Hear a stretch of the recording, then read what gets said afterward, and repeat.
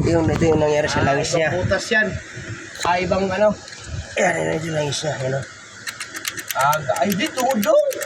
Hindi, number 7 yung kahapon. Ito yung pinatan ni kahapon, number 7 dito. Gusto may dulo? Oh, yun, sa exhaust. O, sa intake. Ibabaw naman Ito naman yung sa exhaust. Karaan lang? Baglifter yan.